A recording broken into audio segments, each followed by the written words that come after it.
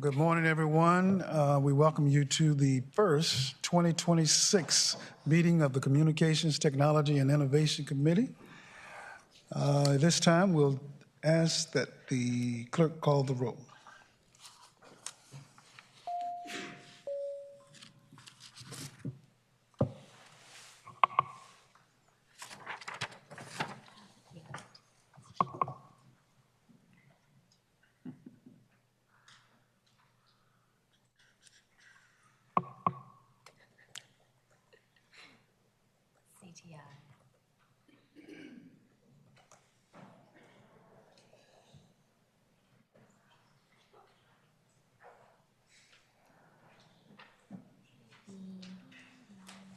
All right, members, show your attendance on the electronic voting machine.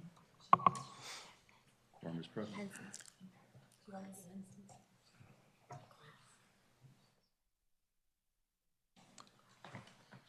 And we have two more coming in.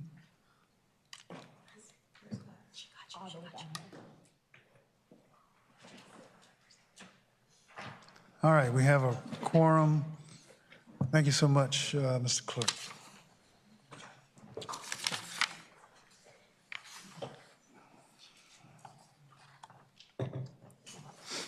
As this is the committee's first meeting of the 2026 session, I wanted to take a few minutes to make announcements and for members of the committee to introduce themselves. I'm Delegate Cliff Hayes, representing the 91st House District, which includes the cities of Chesapeake and Portsmouth. I consider it a privilege to serve as the chairman of this important committee, and I'm certainly honored to serve in the footsteps of many great leaders who have led this committee over the years. I recall once coming and getting the, summary and the backstory on the committee from, I used to call him number one, Delegate Ken Plum, who had served quite a time here in the General Assembly. He reminded me of the great work of this committee and some of the things that he remembers in the way of technology, in the way of, at the time, the committee delving in and making sure that we had structured policy and law around pagers. And so, we've come a long, long way. If we could at this time, I'll ask that each member of our staff and DLS introduce themselves. Our staff members. Hello, everyone. I'm Taylor May. I'm an attorney with the Division of Legislative Services, and this will be my second session staffing this committee, but I believe my 8th session. And I'm Casey Nelson, also with the Division of Legislative Services. This is my second session overall. My name is Robert Asplund. I'm clerk of this committee. Mike. Oh, there it is. Robert Asplund, still the clerk of this committee. I have been for 3 years. This is my 16th session. And one of my first duties, the first year I was here, was to take the batteries out of all those pagers and make sure they were ready to go the next session. And I want to make sure that we introduce my wingman here. This is Susan King, our room clerk. All right, thank you so much. Now we'll go, we'll start to my left and we'll work our way back around to the vice chair eventually. And we're going to start with Delegate Lopez. Delegate Lopez. Good morning, everyone. My name is Alfonso Lopez. I represent the 3rd District, which is Arlington and Alexandria, and I've been on the committee for a few years now. Good morning. I'm Delegate Jackie Hope Glass. I represent the 93rd District, which is parts of Norfolk. Hi, good morning. I'm Michelle Lopes Maldonado, delegate representing the 20th House District, which includes the cities of Manassas, Manassas Park, and parts of western Prince William County.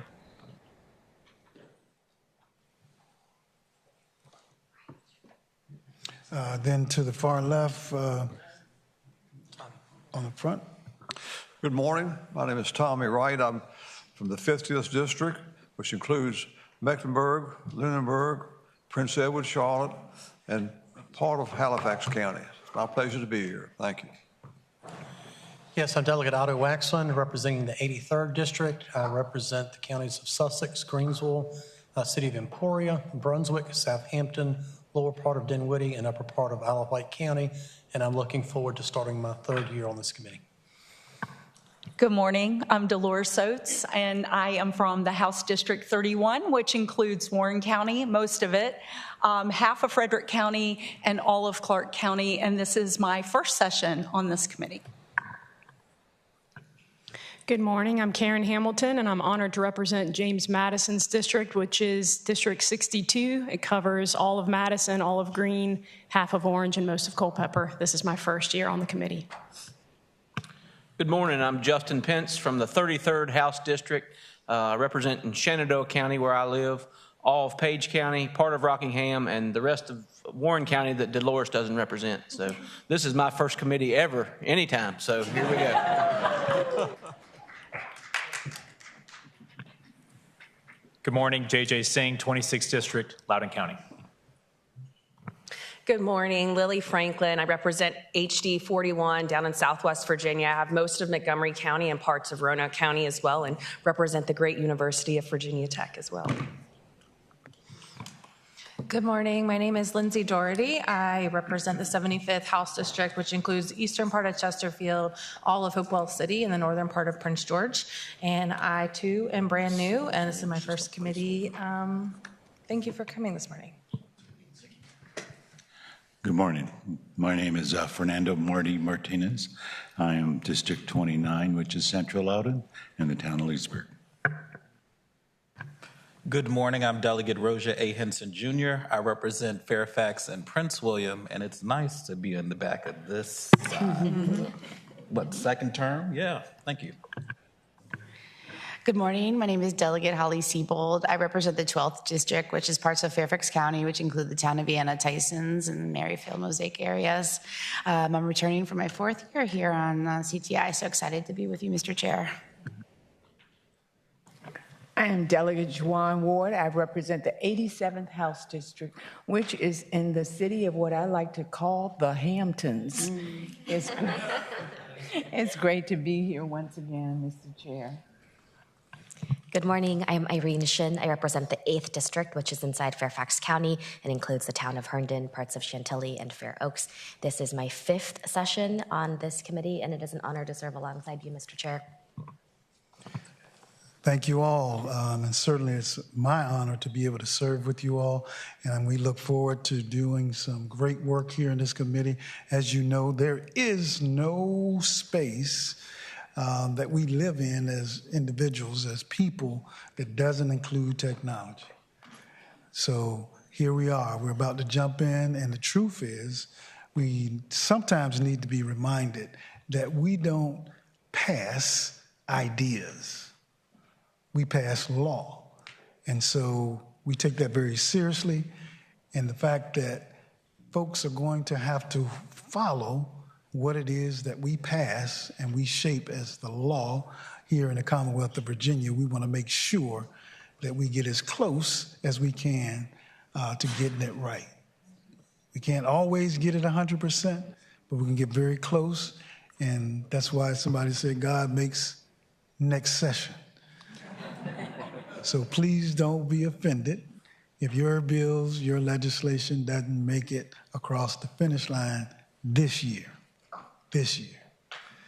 So with that, it's my duty to coordinate the activities of the committee and set the agenda, keep order and decorum, as well as ensure that the committee operates efficiently and effectively. We will not agree on every issue, as I mentioned, but it's the hope that our discourse will remain civil and the work of the committee will take place in an atmosphere of cooperation and collaboration. And with that, we'll move to our agenda. And first up on our agenda, we have with us to introduce herself to us and share any thoughts or words of welcome that you'd like to offer to us, our Secretary of the Administration, Tracy DeShazier. Let me just say that Mr. DeShazer is the Secretary of our administration for the Commonwealth. She's a native of Danville. She brings extensive experience across local, state, and federal government. She previously served as Deputy Secretary of the Commonwealth under Governors Northam as well as McCullough, supporting historic efforts all across all types of civil rights and voting right legislation, as well as the Deputy Chief Administrative Officer of Human Services and the first Chief Equity Officer for the City of Richmond. Secretary DeShazer is a lifelong Virginian committed to ethical, effective, and people-centered government. Please join me in welcoming her.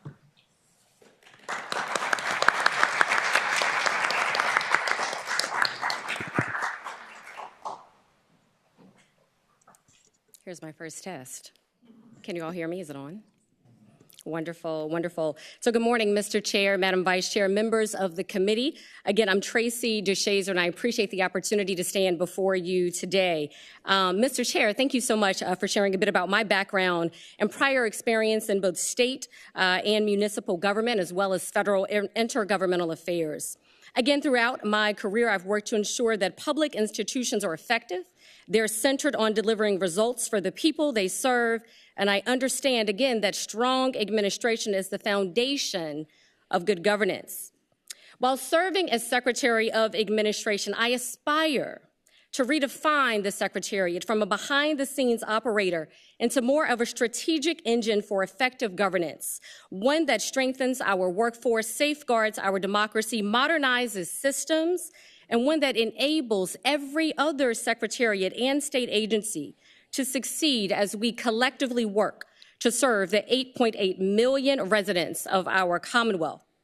So this is what we know. We know that technology is rapidly advancing, and many of those advancements stand to position government to enhance service delivery. But I thank you again, Mr. Chair, for your opening, because you said exactly what I hope to share with you all. We have to remember to put people first and systems second. We can't put systems in place without remembering that they will directly impact, again, our state employees working to deliver those services to 8.8 million Virginians. If I look forward over the course of the next 4 years as a part of Governor Spanberger's administration, I hope that after 4 years, we will have more secure, customer-centered technology.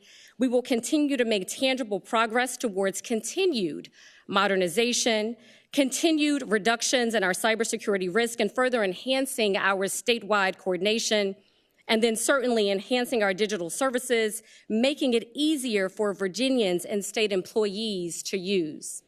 When we say affordability, we mean affordability for all. We cannot ensure that our Commonwealth is affordable without ensuring that the services and resources that we provide are accessible. So thank you again for the opportunity to be before you. I very much look forward to working with each of you. Thank you so much. Members, any questions from our members? Seeing none, we certainly appreciate your time here this morning, Madam Secretary. Wonderful, thank you.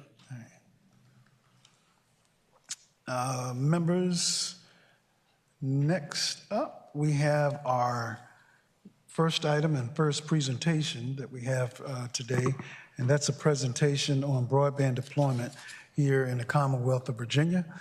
Certainly, we would be remiss if we did not get an update on where we are, and it's great to see that we're going to get the backstory on where we come from as far as broadband deployment and where we're headed. And so at this time, please join me in welcoming Dr. Maggie Beal and Dr. Tamara Holmes. Dr. Holmes is the director of the Office of Broadband and leads Virginia's efforts to expand affordable, reliable, high-speed internet statewide. Dr. Beal brings strong expertise in research, policy, and community engagement, helping ensure broadband investments reach the communities that need them most. We're grateful for their leadership in closing the digital divide. Let's welcome. Good morning. I think I'm still alive, yes? You are. My name's Maggie Beal. I'm director at the Department of of Housing and Community Development. It is my pleasure to be here today to talk to you about broadband, particularly because it is Virginia's success story. So this is one of our favorite topics at DHCD. And as the chairman mentioned, Dr. Holmes and her team have done yeoman's work here. And so my job is to introduce you to sort of where the picture of where we're at on broadband, and then turn it to Dr. Holmes to tell you about the technical parts of deployment that are underway. So here, we're going to quickly cover sort of when we talk about broadband, give some quick terms so that we're all talking about the same thing, explain what we do year round, and then give you an update on where we're at today.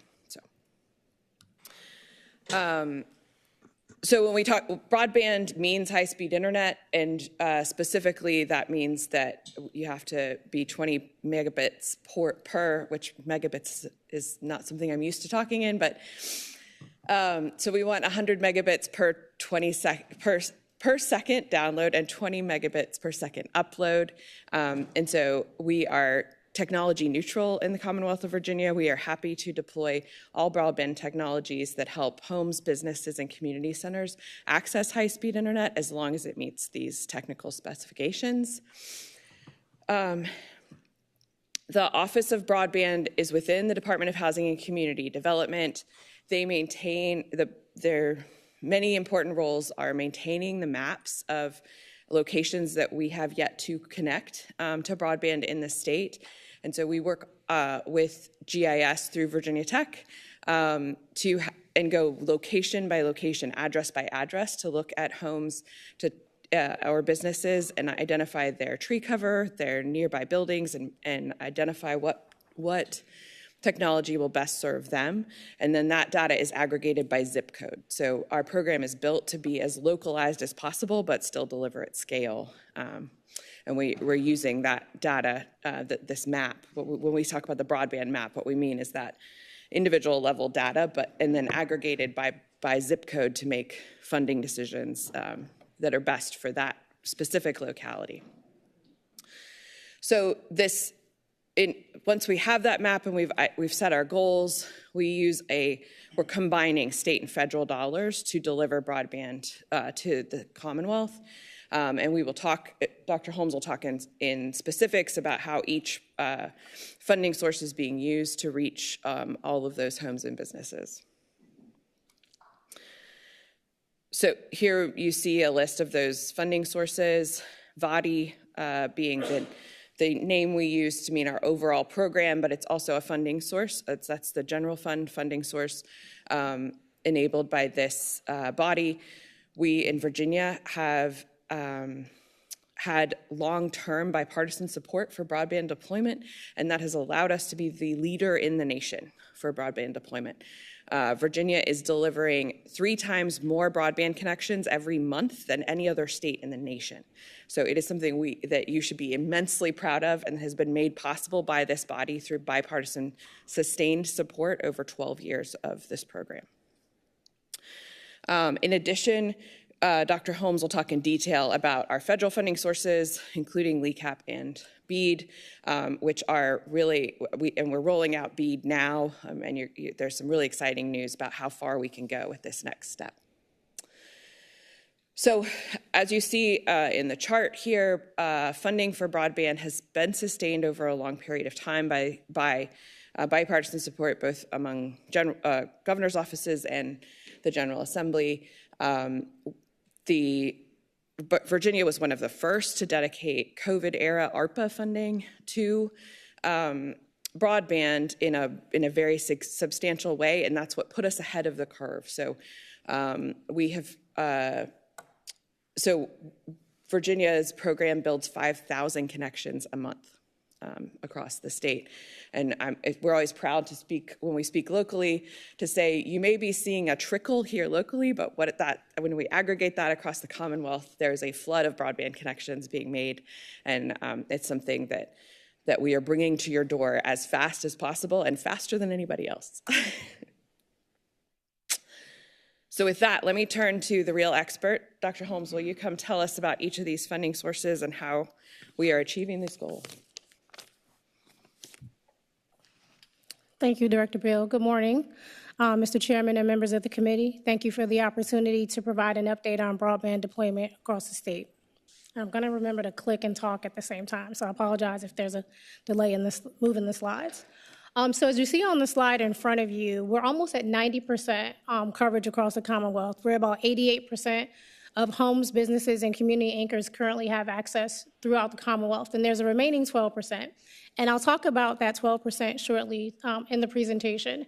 And so we have three major programs that we administer in the Office of Broadband: the Virginia Telecommunication Initiative, the LECAP program, which is the Line Extension Customer Assistance Program, as well as the Broadband Equity Access and Deployment Program.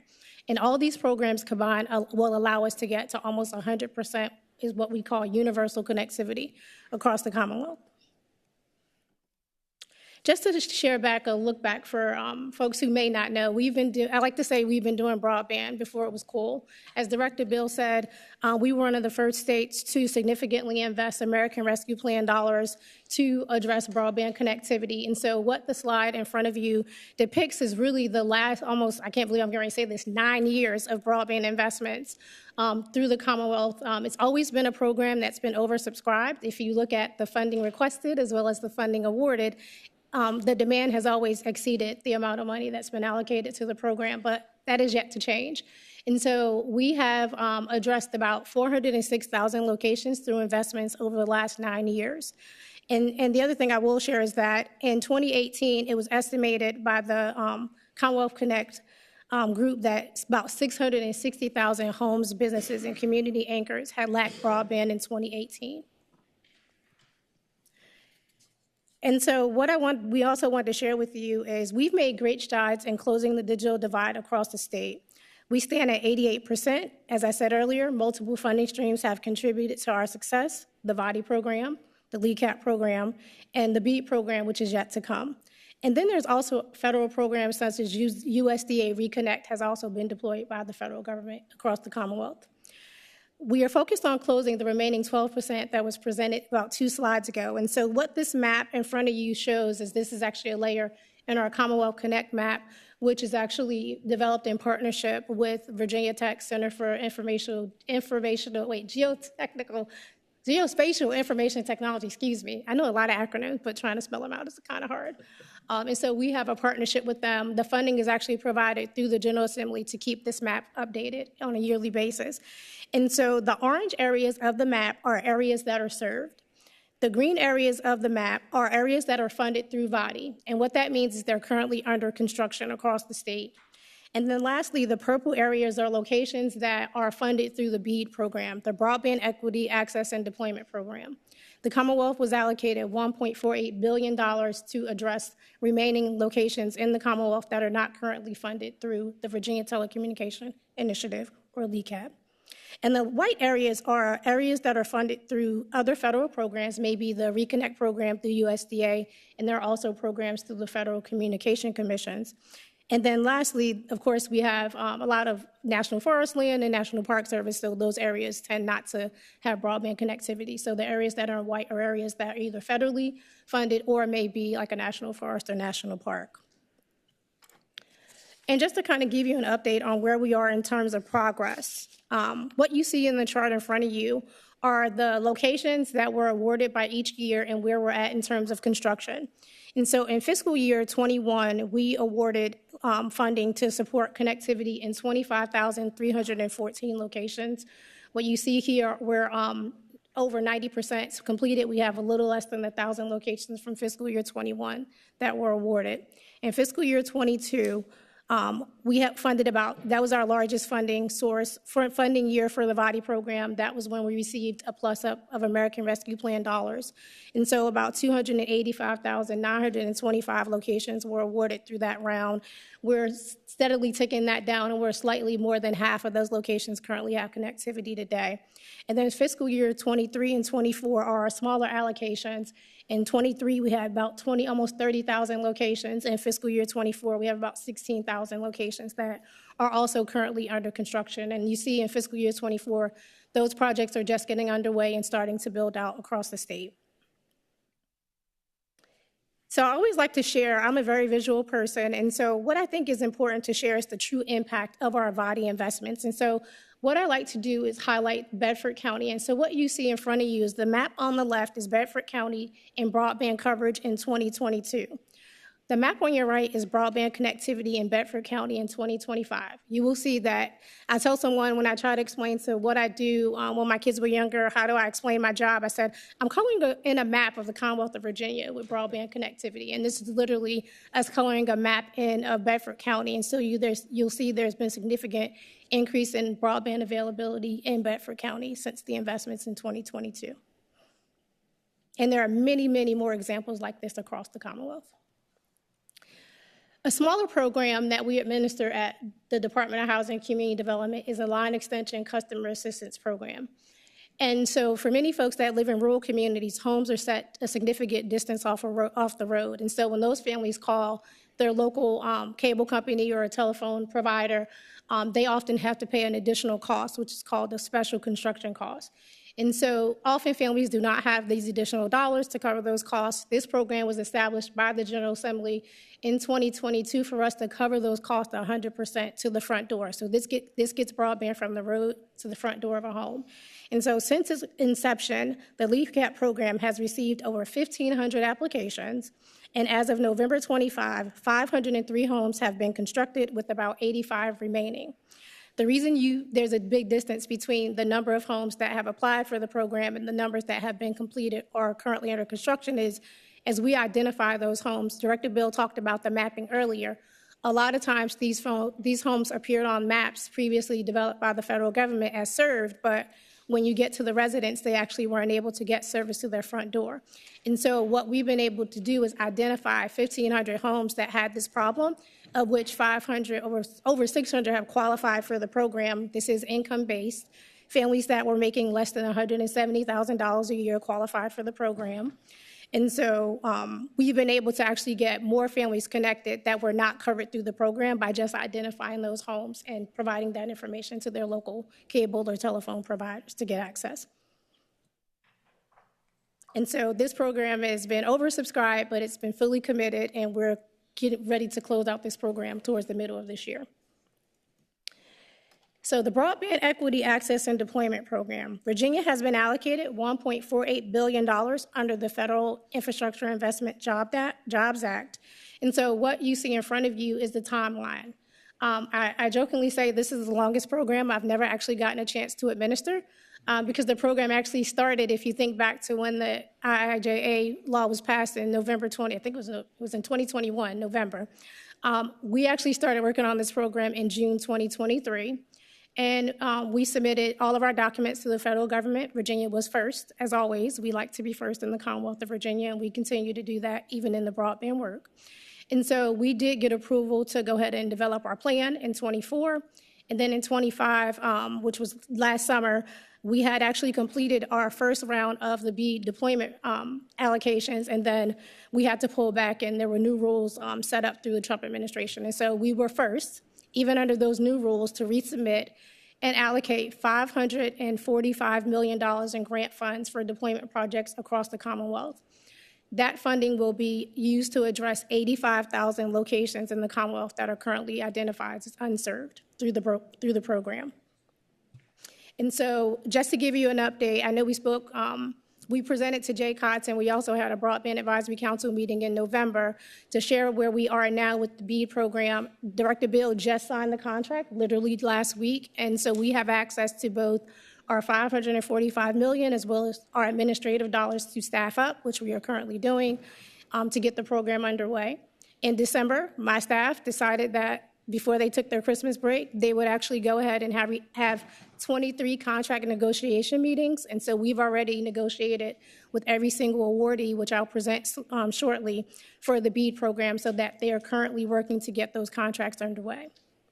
And to kind of share with you where we are in terms of the mix of technology, as Director Bill said, the Commonwealth has been technology neutral. We've been that way through the Virginia Telecommunication Initiative program, and we push to stay that way through the BEAD program. And so just to give you a breakdown of where we are in terms of technology that will be deployed, almost 80% will be fiber, 13% will be low Earth orbit satellite technology, about 6% cable, and then less than 2% will be licensed fixed wireless. And so this is the technologies that will be deployed through the Broadband Equity Access and Deployment Program. And for those of you who have been around for a while in the broadband space, you might have heard a number that was said previously around BEAD. We used to say about 133,000 locations were in the BEAD program. Well, there's this weird thing when you have a map that's developed by the federal government and they use satellite technology. Oh, the irony, I just said satellite. The difference is that a lot of what we thought were homes and businesses were actually rocks, hay bales, abandoned structures. And so if you look at the 133,000, actually 85,000 of them are actually what we consider serviceable locations. And so those are locations that have an address that can actually get broadband service. And so this is the breakdown by technology. And so as always, we are currently mapping. And so you'll always find a map with broadband deployment. And so what you see in front of you is a breakdown of the 23 internet providers that won through the BEAD program. And so the next slide is actually the percentage breakdown, well, the numbers broken down by providers. And so you'll see we have a mixture of 23 internet service providers. All of them were screened on technical capability. Director Beal talked a little bit earlier about terrain. And so we made sure that locations that were able to receive certain technologies reliably receive that type of technology. Virginia is 9th in the country for tree canopy. And so we wanted to make sure that locations that were in areas that had high density or high tree coverage did not receive a technology that would not be reliable to their structure. And so with that, I will conclude my official technical part of the presentation, and we will entertain any questions. Thank you so much, Dr. Holmes. Director Beal. Mr. Director Chair, Beal? we buried the lead here, and that's my fault. Dr. Holmes didn't get to say that by funding all 85,000 locations for the BEAD program, we will reach full coverage in the Commonwealth of Virginia. We will be the first state in the nation. Yeah. No, it's your accomplishment. So yeah, we will be the first state in the nation to reach all homes, businesses, and community centers in the Commonwealth. So it's worth taking an extra moment to say that. Thank you. Absolutely, absolutely. Okay, members, use your request to speak button, and you'll show up in the queue for me. First, we have Delegate Singh, followed by Delegate Lopez. Thank you, Mr. Chairman. Is it my understanding is that a majority of this BEAD funding that comes in goes to these internet service providers. Does any money go to municipalities, or is it just ISPs? So, Mr. Chairman, may I? Dr. Holmes. So the Broadband Equity Access and Deployment Program differs from the VADI program. And so the VADI program, we do partner with local communities, municipal governments, and then they partner with an internet service provider. The BEAD program is structured where the Commonwealth of Virginia actually runs the competitive process, and we directly contract with the provider, so that is correct.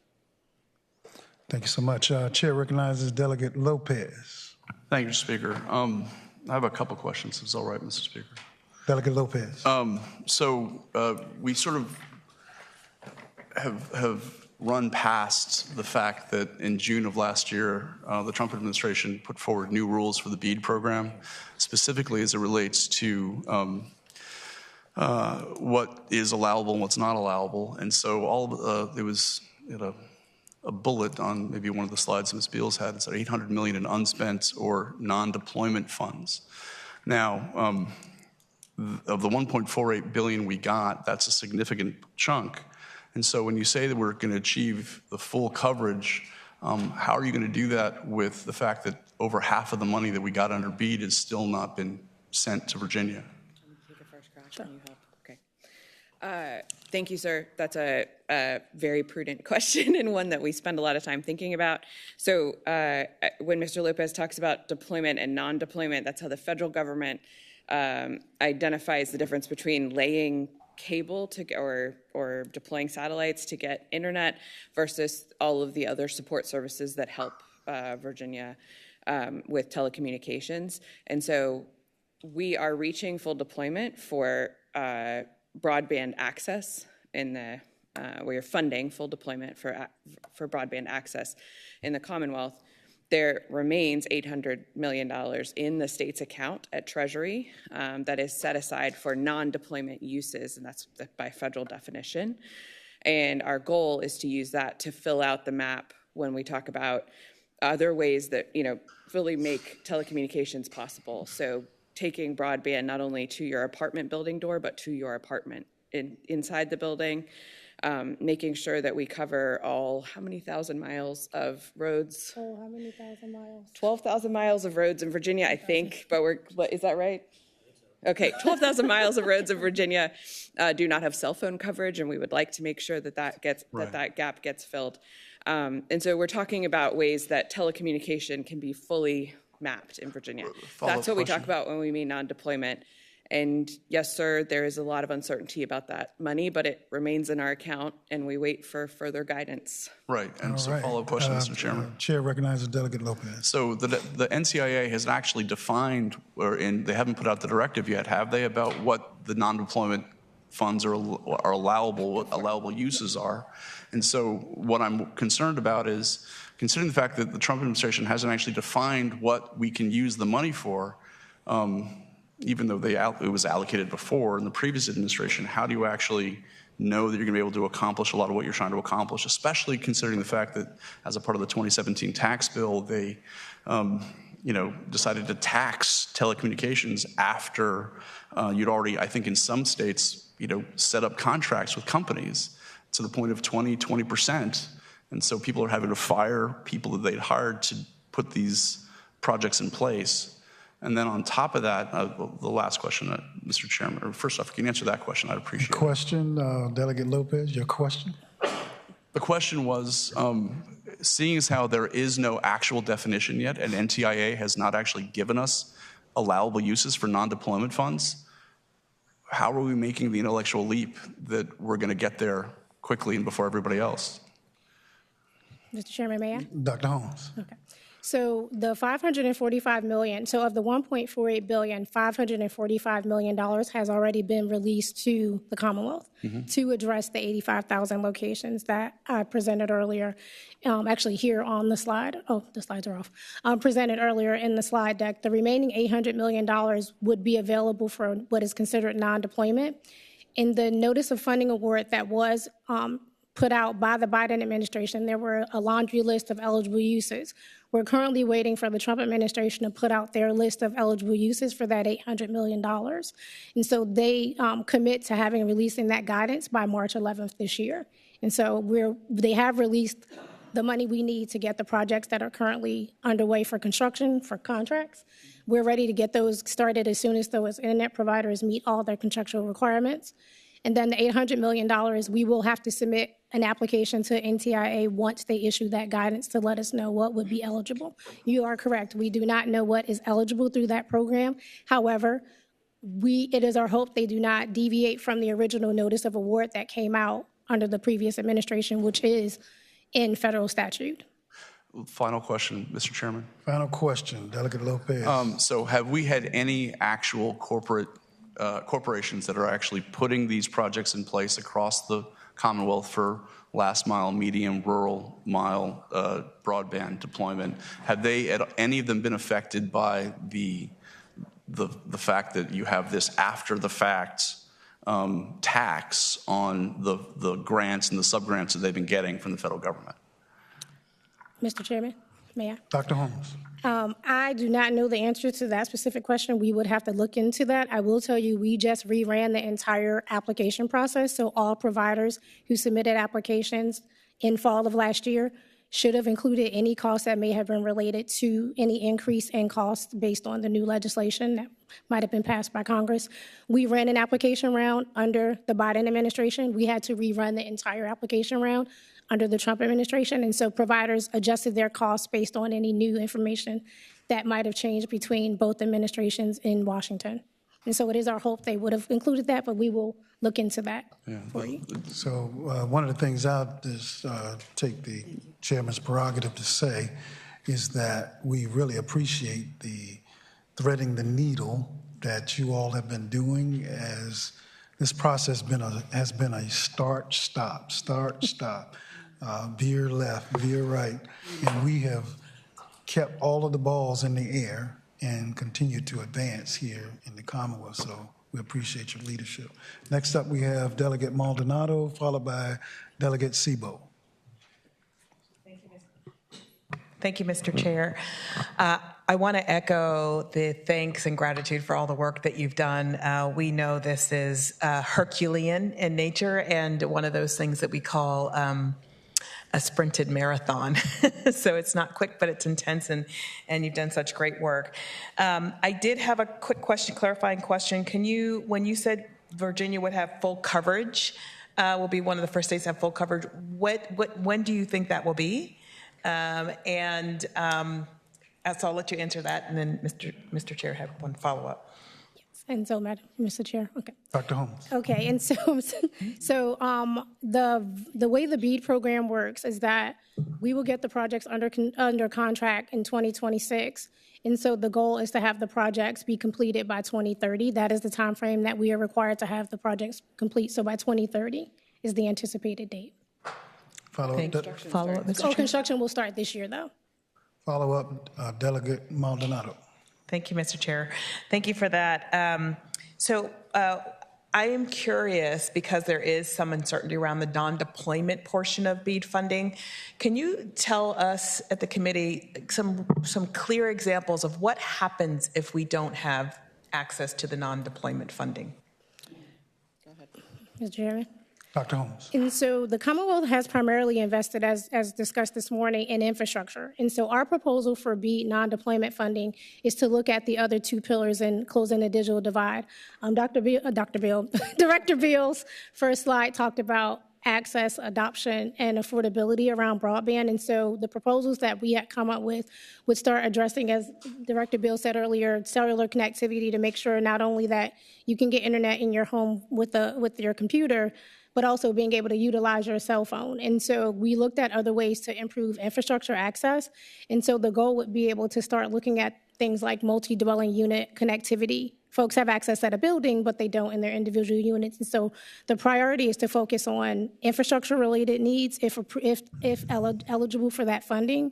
Those are the priorities. And then adoption, we presented to the Broadband Advisory Council in December 24 what are considered adoption programs. And so that would have been with state agency partners that would talk about device distribution, look at digital literacy and upskilling of residents of the Commonwealth to make sure that they're able to not only have access to technology, but be able to utilize the technology in a safe way.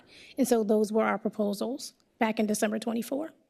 Thank you very much. Next, we have our final question from Delegate Sebo. Thank you, Mr. Chair. I'm also a visual learner, so I'm very grateful for your slides. I particularly really enjoyed the slide where you showed us the progress from 2022 to today, and it's very impressive. In fact, it's bringing back many memories for me, Mr. Chair. I was honored to be elected in 2022, and representing a very urban area, I sat down, one of my first meetings was with the Farm Bureau, and so this was new territory for me. And so I asked them, what is the biggest challenge? And I was expecting like something animal related, right? And then their answer to me was access to broadband, and it really hit me at that moment, how the technology in farming is changing and how important it is in these rural areas to have access. So I'm really just wanted to commend you and thank you for all of your hard work over these last few years to making sure that all Virginians have access to broadband. Just one last question, Mr. Chair, if you don't mind. Delegate Sebo. Thank you very much, Mr. Chair.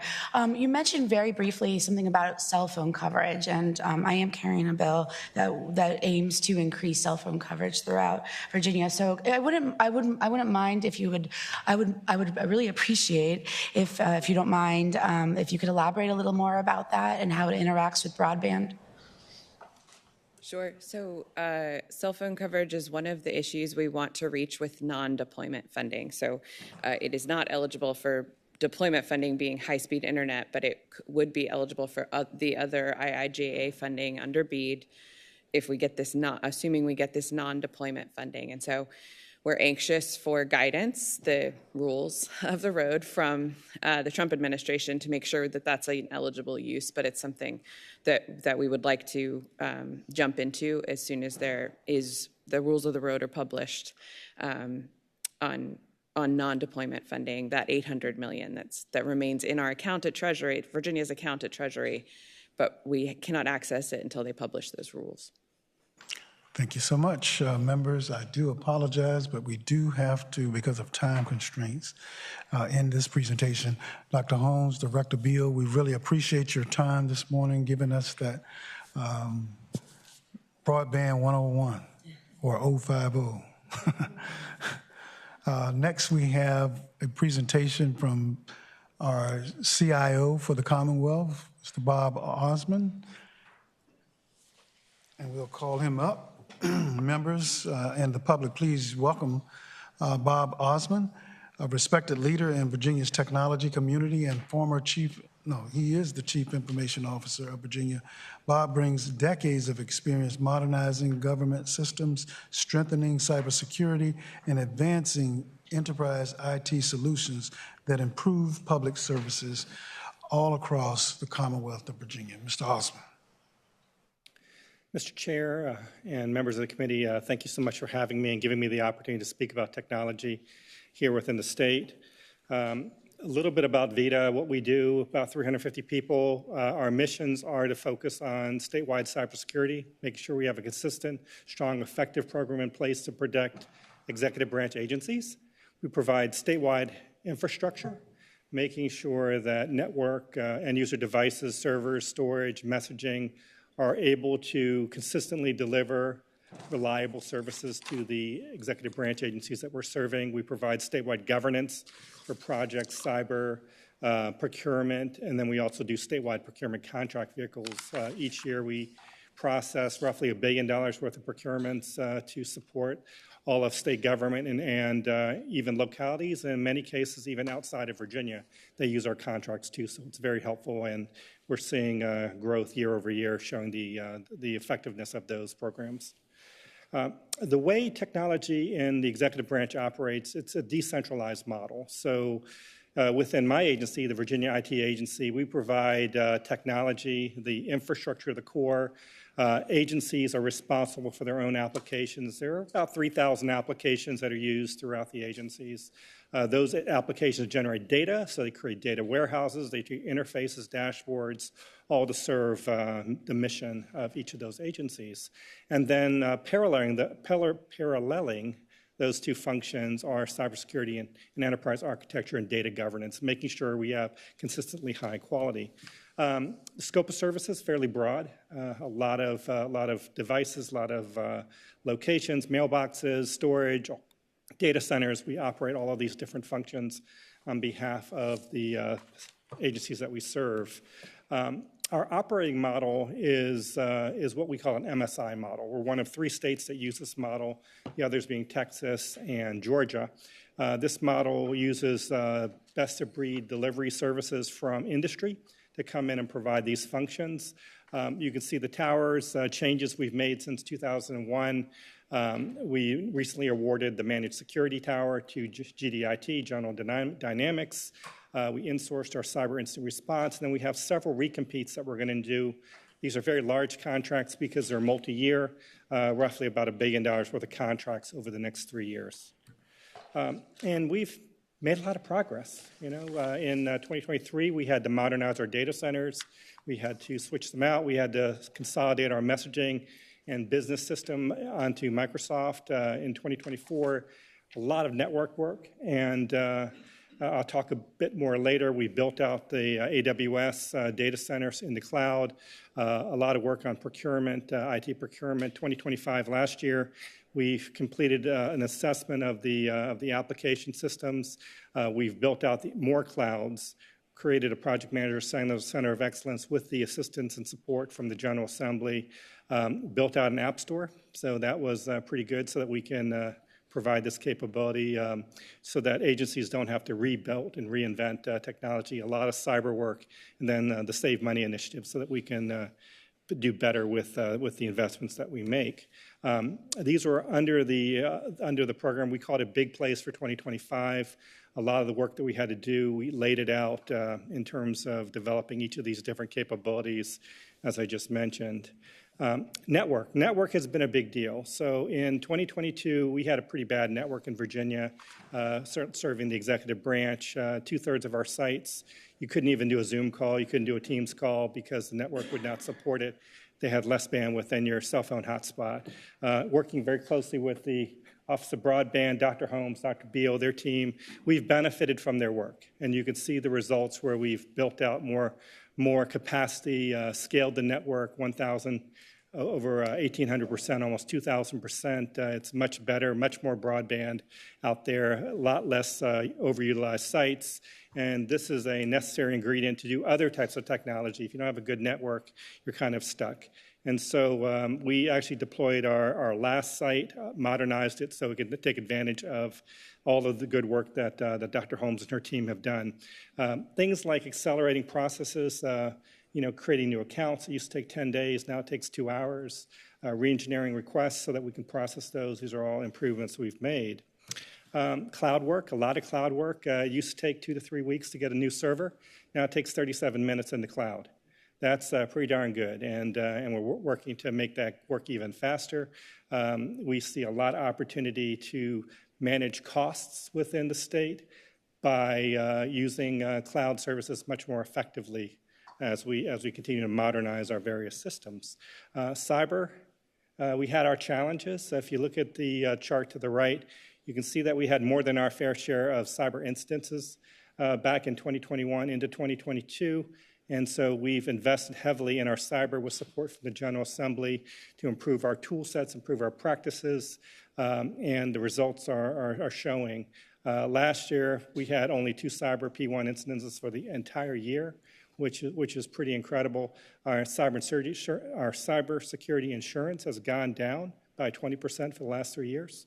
So I don't know if State Farm's giving you that deal, but I think that's okay. I'll take it, That's money savings, and this is counter to most other states. A third of our states are not even insurable because of the way they operate. So Virginia does a lot of things right. We've done work at the state and local area, and so when I was listening to the people that you serve and represent, we're trying to help the localities a lot. I mean, when you look at where we see a lot of the cyber instances, a lot of them are happening in localities. And they need help. And so we're trying to help them. There's a cybersecurity grant program that we are operating in. We did an assessment on a 4-point scale. Most of them were kind of in bad shape, less than 50% in terms of maturity of tools and practices that they have. We think we can get them up quite substantially, get them close to 3 to 4, and help them modernize, providing much better capabilities. One of the big P1s we had last year was happening in an environment that just had no intrusion detection. This is baseline capability, and they got it now, but that was kind of like locking a door after all your animals left, and so I'm glad they fixed it. But these are things that all of our localities need to have to protect their citizens. AI, I know there's a lot of discussion of AI. We're using AI. We did a lot of work to put in place a regulatory framework to govern it, register it, assess it. We are using AI for a number of things. Some are very commercial products that are just embedded in our technology. It's in our watches, our cell phones, laptops you buy have AI built in. Pretty much every software package you buy is going to have an AI component. So it's out there. We're using different technologies, virtual agents, chatbots, different ways of making some of the dull routine work process a little quicker and better. There's many agencies that are doing a great deal of work, reaching out, VDOT, DEQ, we're doing some stuff, and then we're certainly looking at AI within VITA on how we can do our work better. The future of AI, it's going to be part of every job that uses technology. So as we look at some of these things, I think it's important that we get in front of it and make sure that we're providing good, solid guidance on what are appropriate uses of artificial intelligence. Huge shout out to the General Assembly for supporting the SUDA platform. That's the Substance Use Disorder platform. We were asked to create a unified solution that took all the data from 10 different agencies that are touching this very complicated problem and providing a single unified solution. So if you go to suda.virginia.gov, There are lots of public resources available to understand what's happening with substance use disorders in our localities. You can drill down to your locality, look at it.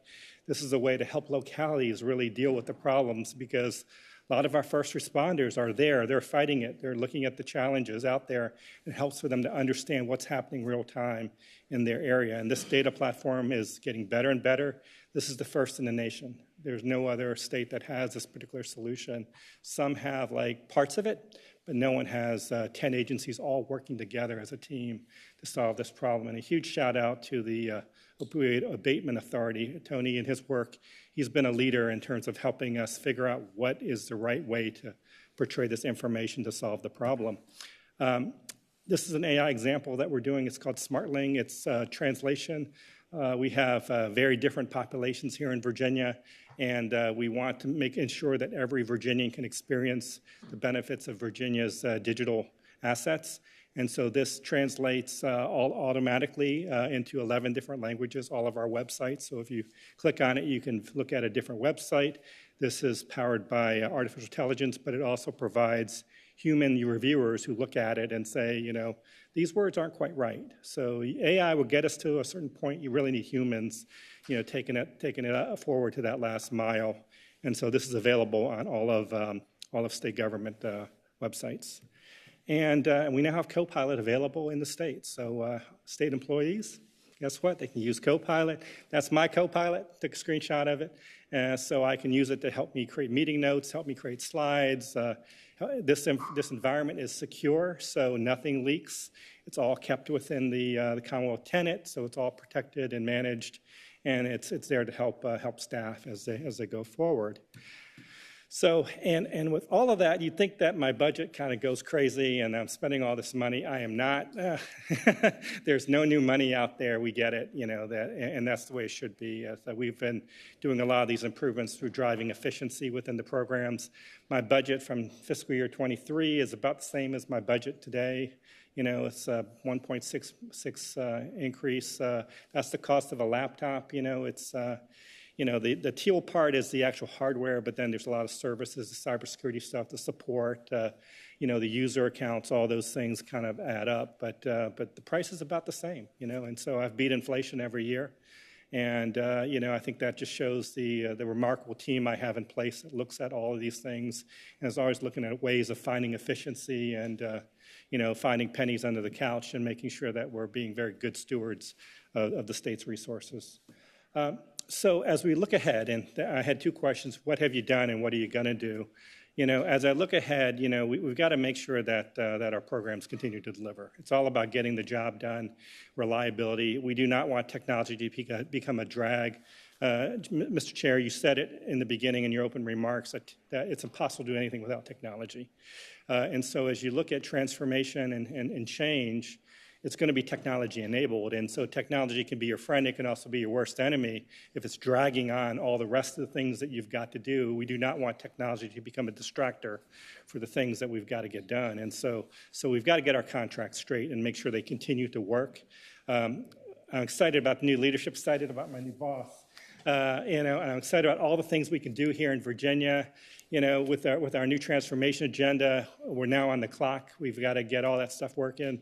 Our agency, our biggest challenge really is around how do we harness it? How do we put in a good policy, train our people, make sure that they're able, contain costs, and then watch our projects, because our projects, those can derail very quickly if we're not paying attention. So I have a roadmap. It's notional. It's a draft. You know, we're still figuring out how we're going to get it all together. It's looking at cloud and AI adoption, pivoting from the technology to the people, because the technology is there. I mean, the industry has invested $1 trillion into AI capability. We have not invested $1 trillion into our people. And so we've got to work to make sure that our people understand it, understand the good uses, the bad uses, the guardrails on how to use it effectively, continue to focus on cybersecurity, continue to extend into our state and local governments to help them become more cloud-centric, accelerating process improvements. We've created a new organization that's refocused from applications to intelligent applications, looking at the use of AI. We built an app store last year. This year, we're going to build an AI store. as well, so that people can look at capabilities and say, hey, I've already created it one time. How do we reuse it? We want to avoid the rework, rediscovery, resolutioning, waste. How do we not do that? Focus on data, save money, and then build out our talent, continue to build out our people. And so, in closing, I want to just thank the General Assembly. Thank you. Thank you for your leadership. Thank you for your help. Thank you for being advocates of technology in the state. Together, I think we've done some good stuff, good work, a lot more work to do, but I'm very proud of the work that we've done together. Thank you. Thank you so much, CIO Osmond, and certainly we appreciate your leadership in the way of steering VITA, but also prior to that, as the former technology person with our VDOT organization as well. One of the questions I have is you mentioned something about procurement. We know that on the horizon, there are many, many areas of need that will actually expire and contracts that will need to be, new contracts for many of these areas.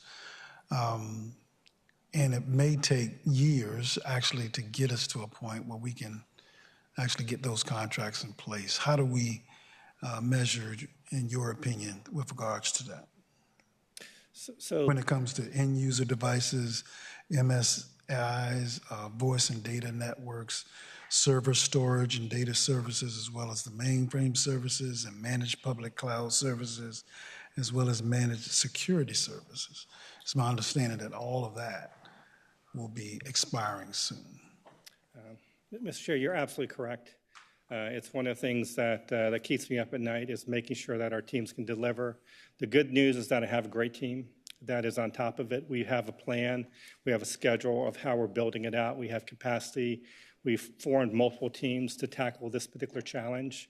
They're big jobs. I mean, they're big jobs, and we've got to do them right so that we don't increase costs in the process, that we award to qualified vendors that can deliver, that are proven, and that we have to stay true to the laws and values of the Commonwealth.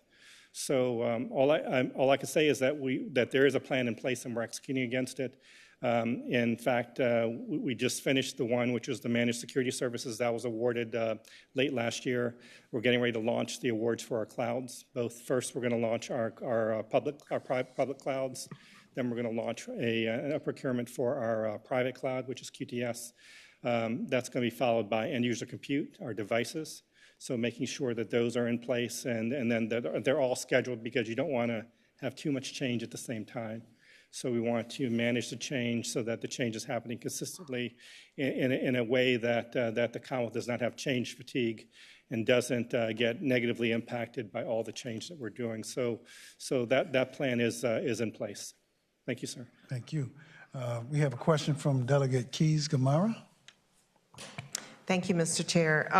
Thank you for your presentation. I look forward to getting a copy of it. I love to be able to read and reference it. But you mentioned a particular platform you had regarding substance abuse, which I found quite intriguing. And I'm wondering, as a part of that, if there is information available as to the use by the public of that particular platform. So your question is about what are the usage statistics of people in the public accessing it? Correct. Okay. We just launched it last year, so the usage is still ramping up. It did replace a legacy product, so we are reaching out to those localities that were prior users of this one. And so that's where the pivot is moving from. We've made the technology available. It's out there. We need to market it to let people know it's out there and make sure that the localities and first responders can reach out and actually get to the information. But it's all publicly available, so they don't even need an ID or an account. They can just click the link and go right in, and a lot of it's right there. I looked at it this morning. There's some interesting stuff. So we're still rolling it out. Thank you so much. Chair recognizes Delegate Glass. Gratitude, Mr. Chair. Hi, Bob. How are you? It's both an honor and privilege, I think, to be in the room when you all are discussing this on the advisory council, because this work is both strategic and tactical. One of the things that I was like super impressed with that I think made this room could probably get some forward pushing and elaborating on it is the work of you all's Chief Enterprise and Cloud Solutions Officer, and how you all have done so much more work in-house. I don't know if you put a dollar on that, but the way that you all have shifted and used that role, can you give the committee a little bit of understanding of what that role is doing for y'all and how it's a huge part of cost savings by not having to go out and grab folk? Delegate Glass, I just love that question. That's a phenomenal question because it gets to the heart of effective information technology leadership, and that is that within our environment, we have 65 agencies that we directly serve. Each one has a different mission. It is so hard to kind of look at the mission of the DMV and compare that to the mission of the Science Museum and compare that to VDOT or state police, but yet there's still unifying technologies that everybody needs. And so it's important that we look at these best practices that are occurring. How do we harness them? How do we package them? And then how do we promote them and make sure that we don't keep buying things 65 different times? And so that really was the work of my Chief of Enterprise and Intelligence Solutions, was to look at this problem set, identify where we are over acquiring capabilities and creating redundant capabilities that are different in name only. And how do we come back and consolidate it so we don't keep doubling down on mistakes, because it's wasteful, as you just said. And so the App Store was key to that, looking at different solutions, looking at different ways of deploying things like a FOIA tracker. Everybody has FOIAs, and so how do you do them consistently the same way? How do you reserve and manage state vehicles? How do you do expense reports? Different business functions that affect every agency. How do we do all those different things, and then making available and creating a community around it so that the agencies understand that, hey, this is available, that I could download it, start using it in a week or two, and then the problem has been solved, rather than me trying to go out to the market and buy something and spend money. So it actually has been a big thing. Quick follow-up, Mr. Chair. I promise it's quick. Delegate Glass. Gratitude, Mr. Chair. I think it's important to understand that, because I think this is a statement more so than a question, is that when we look at something like FOIA request and a citizen of this Commonwealth goes to the Department of Transportation and makes a request, or goes to the Department of Education, we want to have some level of consistency, right, as a Commonwealth of how people interact with the work that we do. So I just wanted to express gratitude to how you all are looking at ways to save us money and make us less of a headache as a Commonwealth to those who want to be participatory. Thank you. Thank you so much, Delegate Glass. CIO Osmond, we certainly appreciate your leadership and appreciate your presentation here today. And I don't see any other questions from our members at this time, but we do appreciate the fact that you've taken time to share with us on this morning. Thank you so much. Thank you for having me. Members, the next and final thing we have on the agenda before us is the committee assignments, and I'll recognize our clerk, Mr. Asplund. Thank you, Mr. Chair. We have two subcommittees. The Communications Subcommittee is chaired by Delegate Glass, meets in this room before this meeting at 8 o'clock on Monday mornings.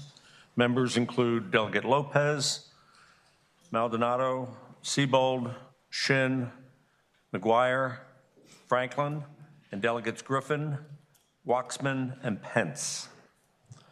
The other subcommittee is Technology and Innovation, chaired by Delegate Holly Siebold. Meets Wednesdays at 7:30 in the morning. And South Subcommittee, and that's negotiable, I think. It meets in the House Subcommittee South room, which is at the end of this hall and to the left. Members include Delegates Singh, Henson, Keys-Gamarra, Martinez, Schmidt, Doherty, and Delegates McNamara, Oates, and Hamilton. All right, thank you, Clerk Asplund, and certainly I hope the members have taken notice of our subcommittee assignments. Please govern yourselves accordingly.